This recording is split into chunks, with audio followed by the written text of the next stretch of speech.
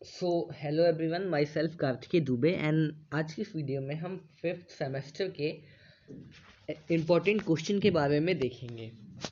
अभी हम law honours का सिलेबस देख रहे हैं। So let's begin. सो हमारा जो पेपर 1 है दैट इज प्रॉपर्टी लॉ, और ये एक तरीके से मतलब अगर मैं बताऊं तो बहुत इंपॉर्टेंट सब्जेक्ट्स में से है। हमारे टोटल 5 सब्जेक्ट्स हैं इस बार: property law, BNSS, CPC, public international law and labour law. जिसमें से अगर मैं बात करूं, property law, BNSS and CPC, civil procedure code, ये तीनों सब्जेक्ट्स हमारे लिए बहुत इंपॉर्टेंट है कंपटीशन पॉइंट ऑफ व्यू से भी। सो बट अभी हम यहाँ पे अपने semester examination point of view से देखेंगे कि हमारे लिए कौन कौन से टॉपिक्स या कौन कौन से यूनिट के कौन से सब टॉपिक्स हमारे लिए इम्पॉर्टेंट है एग्जामिनेशन पॉइंट ऑफ व्यू से सेमेस्टर के लिए। So let's begin. अब हम सबसे पहले बात करते हैं यूनिट 1 के बारे में। तो मैं सजेस्ट करूंगा कि आप लोग प्लीज़ इसे कहीं नोट डाउन कर लो।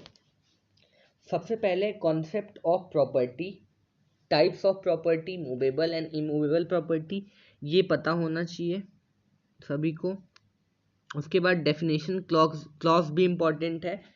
Definition of transfer property section 5, ये भी इम्पॉर्टेंट है।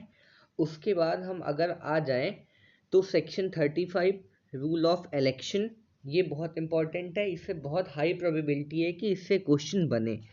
और transfer to an unborn person and rules against perpetuity, section 13 and 14, ये हमारे यूनिट 1 के इम्पॉर्टेंट टॉपिक्स हैं। आप प्लीज़ सबसे पहले इनको कवर करना यूनिट 1 में। अब हम नेक्स्ट यूनिट की तरफ बढ़ें। देखो वैसे भी अगर आप खाली यहाँ पे हम अभी देखो एग्जामिनेशन पॉइंट ऑफ व्यू से बात कर रहे हैं, तो सबसे पहले मैं आपको बताऊंगा कि मैं सजेस्ट करूंगा कि आप लोग 4 यूनिट के बजाय जो 3 यूनिट्स आपको सबसे आपके लिए जो मतलब 3 यूनिट सबसे आसान लगे आप उनको पहले तैयार करो। क्योंकि देखो टोटल 10 क्वेश्चन आते हैं जिसमें से 5 अटेम्प्ट करने होते हैं। तो वर्स्ट केस में भी ऐसा नहीं हो सकता है कि एक पर्टिकुलर यूनिट से 5 क्वेश्चन से ज़्यादा दे दें। सपोज लाइक प्रॉपर्टी लॉ में टोटल 4 यूनिट है और आपने यूनिट 4 छोड़ दिया, आपने यूनिट 1 2 3 पढ़ा, तो पेपर कितना भी टफ बने या किसी भी मतलब किसी भी कंडीशन में ऐसा नहीं हो सकता कि यूनिट 4 जो आपने छोड़ा है उसे 5 क्वेश्चन से ज़्यादा आ जाए। जनरली एक यूनिट से 3 या 4 क्वेश्चन आते हैं, तो आप कोई भी एक यूनिट अपने आप से पूरा छोड़ सकते हो, ठीक है। बट मैं आपको सारे यूनिट के इंपॉर्टेंट टॉपिक्स भी बताता हूँ ताकि आपका काम थोड़ा और आसान हो जाए। अब हम सेकेंड यूनिट की तरफ बढ़ते हैं, और प्लीज़ आप लोग स्क्रीनशॉट ले लो या फिर आप लोग कहीं नोट डाउन करते चलो साथ साथ में। नेक्स्ट है हमारा यूनिट, वेट,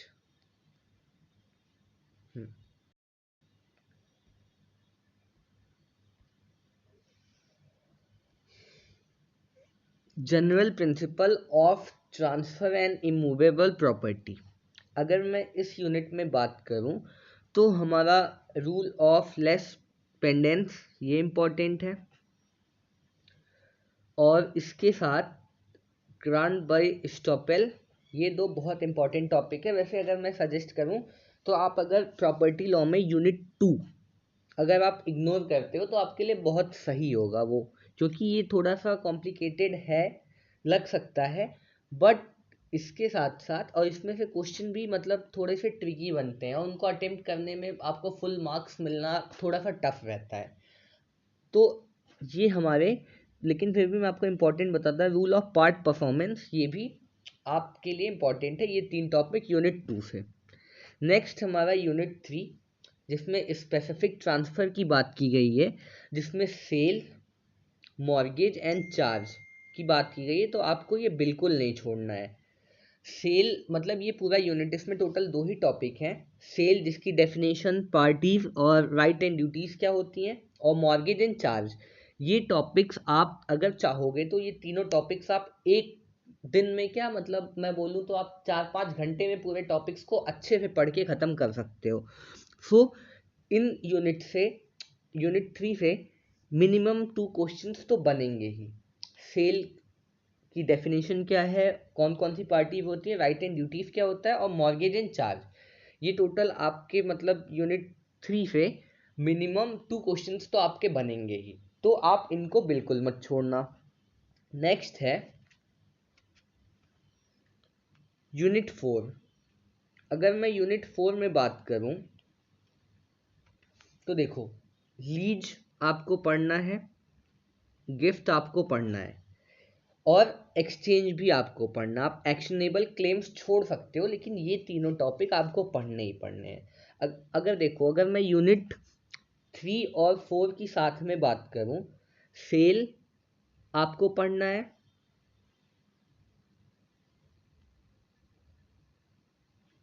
सेल आपको पढ़ना है, मॉर्गेज आपको पढ़ना है, चार्ज आपको पढ़ना है, और साथ में लीज, एक्सचेंज और गिफ्ट आपको पढ़ना है। अगर आपने इतने टॉपिक्स पढ़ लिए तो इसमें से 3 to 4 क्वेश्चंस बनने के चांसेस हैं बहुत ज़्यादा।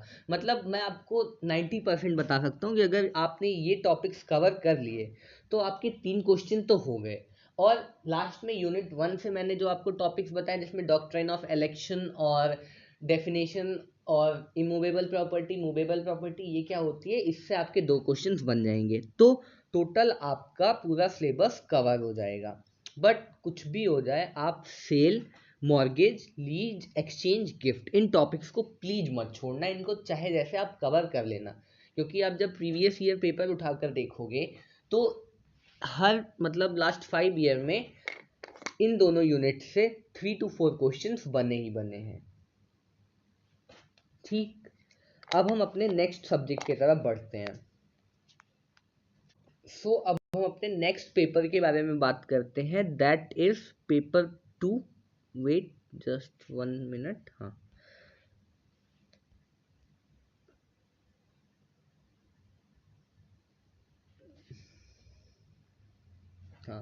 Paper 2 public international law. ठीक है, इसमें अगर हम यूनिट 1 को देखें तो public international law, nature, historical development, relation between international law and international politics. ये क्वेश्चन तो 95% चांसेस है, या फिर 99% चांसेस है कि ये क्वेश्चन आपका आएगा। ठीक है, नेक्स्ट है हमारा definition of, wait just a minute, पहला टॉपिक हमारा हो गया डेफिनेशन ऑफ इंटरनेशनल लॉ, ये भी आपको पढ़ना है। उसके बाद forces of public international law, यानी स्टार्टिंग के 3 टॉपिक्स आपको पढ़ने ही पढ़ने यूनिट 1 से। ये इसमें से आपको मिनिमम यूनिट 1 से आपको जो टॉपिक्स मैं बता रहा हूँ उसमें से आपको 2 क्वेश्चंस तो मिल ही जाएंगे। फिर उसके बाद आपको पढ़ना है रिलेशनशिप। अगर आप चाहो तो पढ़ सकते हो, it is up to you, क्योंकि ये क्वेश्चन मतलब आप पढ़ोगे तो चांसेस है कि ये क्वेश्चन आए, बट अगर नहीं भी पढ़ोगे तो आप ऑप्शन में दूसरे क्वेश्चन अटेम्प्ट कर सकते हो। अगर आप चाहो तो पढ़ सकते हो। लेकिन उसके बाद जो टॉपिक है स्टेट, मतलब ये subjects of public international law, ये तो आपको पढ़ना ही पढ़ना है यूनिट 1 से। ठीक है, फिर उसके बाद इन्फोर्समेंट भी आप थोड़ा सा पढ़ सकते हो, बाकी और कोई इंपॉर्टेंट टॉपिक नहीं है। नेक्स्ट हमारा यूनिट है सक्सेशन, इंटरवेंशन एंड ज्यूरिसडिक्शन। अब हम देखते हैं इसमें हमारा क्या क्या इंपॉर्टेंट टॉपिक है। आप इसका स्क्रीनशॉट ले लो या फिर कहीं नोट डाउन कर लो पहले, फिर हम आगे बढ़ते हैं।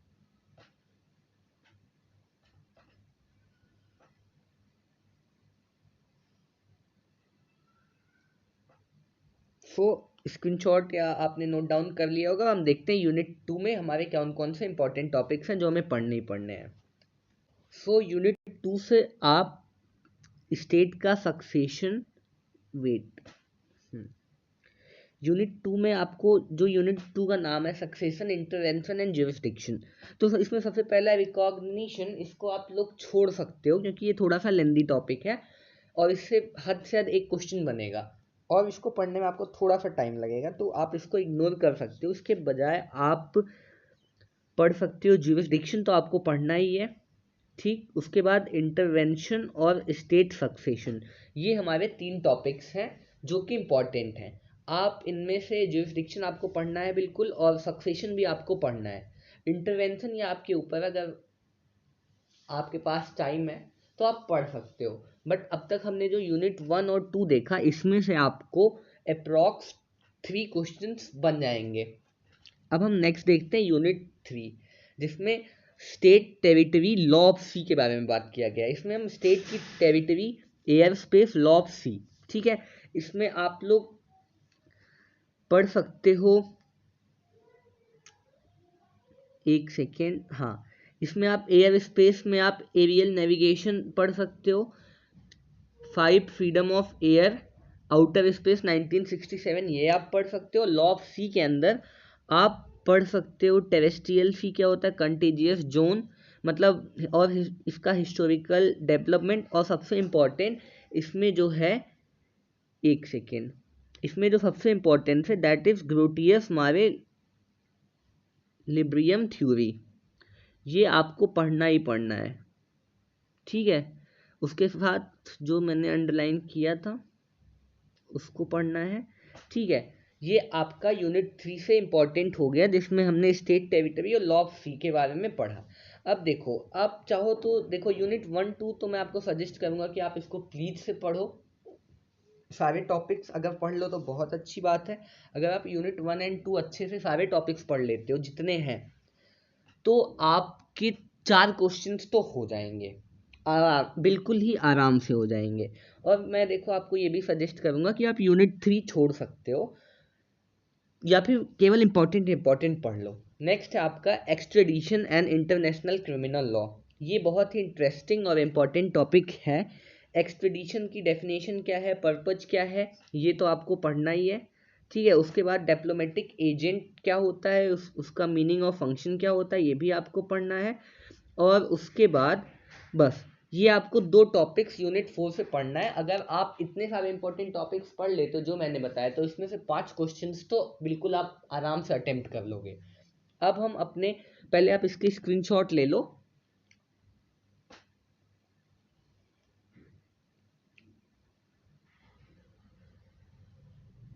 अब हम अपने नेक्स्ट सब्जेक्ट की तरफ बढ़ते हैं। अब हम देखेंगे अपना third subject paper 3, that is labour law. इसमें हमारी 4 यूनिट्स में कौन कौन सी सबसे इंपॉर्टेंट है वो हम चलिए देखते हैं। Let's begin. सबसे पहले हमारा यूनिट 1 है, ये तो आप सभी को पढ़ना ही पढ़ना है, इसमें आप प्लीज कुछ भी मत छोड़ना, इससे मिनिमम 2 क्वेश्चन तो बहुत आराम से बनेंगे। मैं प्लीज दोबारा बोल रहा हूँ कि यूनिट 1 आपको कंप्लीटली पढ़ना है, पूरा ट्रेड यूनियन एक्ट के बारे में पूरा आपको पढ़ना है, ठीक है। इसमें है क्या क्या, industrial relation, labour problem and labour policy in India. सबसे मेन है इसमें ट्रेड यूनियन एक्ट 1926, जिसमें आपको ये पूरा कंप्लीटली पढ़ना है, ज़्यादा नहीं, 25 से 30 सेक्शंस हैं टोटल, बस यही आपको अच्छे से पढ़ना है। इसमें से सब कुछ इम्पॉर्टेंट है। History and development of trade union movement, ये मतलब बहुत ईजी है, इसको आप पढ़ सकते हो यूट्यूब पे या कहीं से भी, या हमारे ही वीडियोस से आप पढ़ सकते हो इसको बहुत ही आराम से। नेक्स्ट है registration of trade union, liabilities of registered trade union, penalties and procedure, collective bargaining process, merit and demerit. ये पूरा यूनिट कंप्लीट आपको पढ़ना है, बिल्कुल भी नहीं छोड़ना, इसे 2 क्वेश्चन तो बनेंगे ही बनेंगे। नेक्स्ट है आपका यूनिट 2। इसमें क्या बातें की गई, इसमें इंडस्ट्रियल डिस्प्यूट एक्ट की बात की गई है, scope of the industry, workman industrial dispute, और उसके बाद सबसे मेन है इसमें authorities under industrial dispute act, ये आपको पढ़ना है। उसके बाद एक सेकेंड, हाँ, इंडस्ट्रियल डिस्प्यूट एक्ट 1947, उसके बाद authorities under industrial dispute act 1947, power and duties of authorities, ये आपको पढ़ना है इससे यूनिट 2 से। अगर आप यूनिट 1 कंप्लीट पढ़ लेते हो, ये टॉपिक्स पढ़ लेते हो यूनिट 2 से, तब आपके 3 क्वेश्चन तो बहुत आराम से बन जाएंगे, 3 to 4। नेक्स्ट है यूनिट 3। आप देखो यूनिट 3 4 में से वैसे आप कोई भी यूनिट छोड़ सकते हो, बट यूनिट 1 आप जरूर पढ़ना। यूनिट 3 4 में से आप कोई एक यूनिट छोड़ दो अगर, लेकिन मैं तब भी आपको इंपॉर्टेंट बताऊंगा। दैट इज, सबसे पहले हमको ले ऑफ पढ़ना है, रिट्रेंचमेंट एंड क्लोजर, फिर अनफेयर लेबर प्रैक्टिस, ये सब बहुत ही ईजी है, इसमें कोई टेक्निकल नहीं, बस आपको एक बार पढ़ना है, उसके बाद आप आराम से लिख लोगे। नेक्स्ट है उसके बाद industrial employment standing order act 1946, ठीक है। फिर यूनिट 4, जिसमें बस केवल थ्योरी है, इसमें से आपको पढ़ना है philosophy of labour welfare, historical development of labour welfare. Basically इसमें लेबर वेलफेयर दिया गया है, फैक्ट्रीज एक्ट 1948। फिर उसके बाद आप इसमें पढ़ लोगे manufacturing process, worker, factory occupier, health safety and welfare, working house for adult. मतलब ये पूरा थ्योरेटिकल सब्जेक्ट मतलब यूनिट है, आप इसमें से ये इंपॉर्टेंट टॉपिक्स पढ़ सकते हो। तो यहाँ हमारे 3 सब्जेक्ट हो चुके हैं, अब हम आगे बढ़ते हैं सीपीसी और बीएनएसएस की तरफ। अब आप लोग इसके स्क्रीनशॉट ले लो, फिर हम आगे बढ़ते हैं।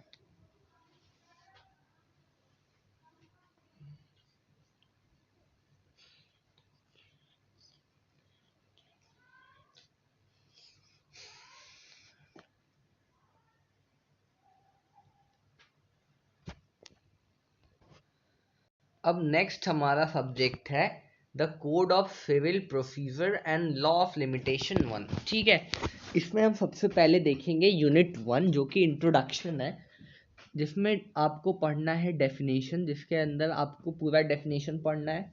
डिक्री क्या होता है, जजमेंट क्या होता है, ऑर्डर क्या होता है, फॉरेन कोर्ट क्या होता है, फॉरेन जजमेंट क्या होता है, मिसने प्रॉफिट क्या होता है, affidavit suit of a civil nature, plaint, return statement और लीगल रिप्रेजेंटेटिव। ये सब कुछ आपको डेफिनेशन पढ़ना है। ठीक है, उसके बाद इंपॉर्टेंट कॉन्सेप्ट में रेस सब जुडाइस और रेस सब जुडिकाटा, ये दोनों आपको पढ़ना ही पढ़ना है। अगर आप डेफिनेशन क्लॉज या पूरी डेफिनेशन पढ़ लेते हो, उसके बाद आप रेस सब जुडाइस और रेस सब जुडिकाटा पढ़ लेते हो, तो सपोज आपके 2 क्वेश्चंस तो आप यहाँ से अटेम्प्ट कर ही लोगे। ठीक है, आप लोग इसके स्क्रीनशॉट ले लो, फिर हम आगे बढ़ेंगे यूनिट 2 की तरफ।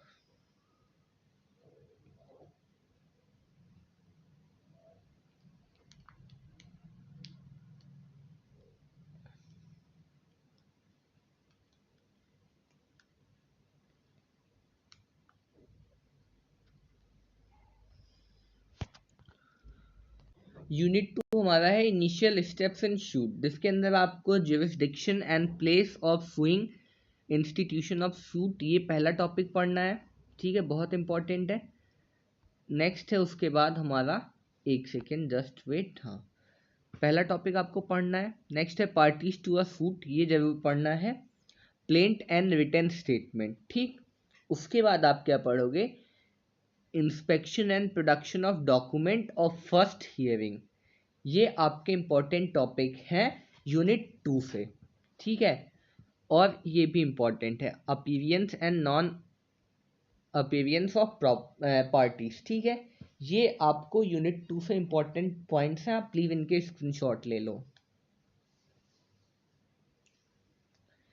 नेक्स्ट है हमारा यूनिट 3, जिसमें आपको कमीशन पढ़ना है, जिसमें आपको सेक्शन 75 से 78 तक, और ऑर्डर पढ़ना है आपको कौन सा, 26। ठीक है, ये इंपॉर्टेंट है। अरेस्ट आपका इंपॉर्टेंट है। उसके बाद अपॉइंटमेंट ऑफ रिसीवर आप पढ़ सकते हो चाहो तो, अरेस्ट आपको जरूर से जरूर पढ़ना है। और उसके बाद है सिक्योरिटी फॉर कॉस्ट। ठीक है, अब लास्ट यूनिट में हम देखते हैं, स्क्रीनशॉट ले लो पहले आप।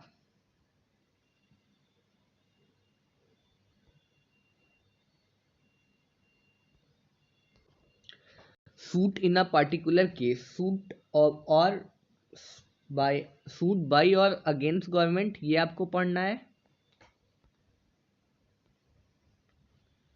ठीक, नेक्स्ट है suits relating to public nuisance, ये आपको पढ़ना है। और उसके बाद सूट्स बाय इंडिजेंट पर्सन और इंटरप्लीडर सूट, इंटरप्लीडर सूट भी आपको पढ़ना है। ये आपका इंपॉर्टेंट टॉपिक था फ्रॉम सीपीसी। अगर आप इतना पढ़ लोगे तो आप इसमें से 5 क्वेश्चंस आराम से अटेम्प्ट कर सकते हो।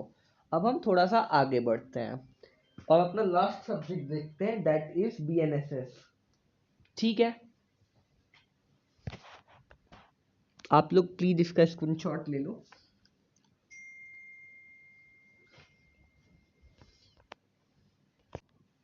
आई होप स्क्रीनशॉट आप सभी ने ले लिया होगा। अब हम नेक्स्ट अपना लास्ट सब्जेक्ट देखेंगे बीएनएसएस। अब हमारा जो लास्ट सब्जेक्ट है दैट इज भारतीय नागरिक सुरक्षा संहिता। इसमें यूनिट 1 के अंदर हमारे कौन से टॉपिक्स हैं, पहले हम वो देखते हैं। सो यूनिट 1 में आप सबसे पहले पढ़ोगे कि हमारे हिस्ट्री क्या रहा है, सेक्शन 1 to 5, ठीक है, ये आपको पढ़ना है। तो उसके बाद मोस्ट इम्पॉर्टेंट सेक्शन 6 to 20, ये आपको पढ़ना ही पढ़ना है। उसके बाद power of superior officer and police, ये भी आपको पढ़ना है। और अगर आप पढ़ो तो आप सेक्शन 21 से 29, अगर आप सेक्शन 6 से 30 तक पढ़ लेते हो तो आपके 2 क्वेश्चंस आप अटेम्प्ट कर लोगे बहुत आराम से। या मैं बोलूँ कि टोटल अगर 233 सेक्शंस हैं तो आप अगर उसमें से आप 1 to 30 पढ़ लेते हो तो आपके 2 क्वेश्चंस बहुत आराम से हो जाएंगे। नेक्स्ट यूनिट है हमारा, पहले आप इसके स्क्रीनशॉट ले लो।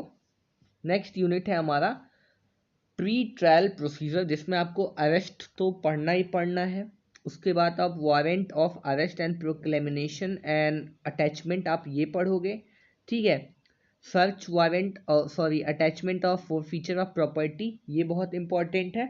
और उसके बाद information to the police and their power to investigate, आपको ये पढ़ना है। थोड़ा सा लेंदी है बट आपको पढ़ना ही पड़ेगा, क्योंकि इसमें देखो हमारे पास ज़्यादा कंटेंट नहीं है, क्योंकि ये अभी जस्ट हमारा पहला टाइम है। तो बट आपको थोड़ी सी मेहनत करनी पड़ेगी। अगर आपने हमारे वीडियोस देखे होंगे तो आपको काफ़ी हेल्प होगी।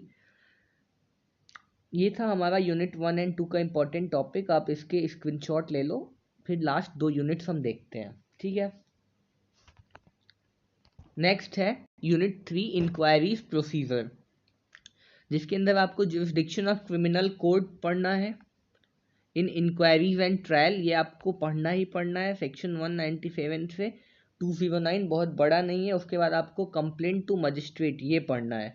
फिर उसके बाद आपको commencement of proceeding before magistrate, ये पढ़ना है, ठीक है। यूनिट 4 में हमारा क्या है, पब्लिक ऑर्डर एंड एलिमनी, जिसमें आपको सबसे पहले पढ़ना order of maintenance of wife children parents. ये पक्का इससे आपका एक क्वेश्चन तो बनेगा ही, आइदर मेंटेनेंस ऑफ वाइफ या चिल्ड्रन या पेरेंट्स, इनमें से आपका एक क्वेश्चन तो आना पक्का है। फिर उसके बाद preventive action of police, section 168 से 172। तो ये था हमारा इंपॉर्टेंट टॉपिक यूनिट 3-4 का। तो आई होप आपको कुछ हेल्प मिली होगी इस वीडियो से, और आपको एक बढ़िया रोड मैप मिला होगा कि आप कैसे पढ़ाई कर सकते हो अपने सेमेस्टर्स के लिए। So that's all for this video. All the very best, sorry, all the very best to all of you for your exams.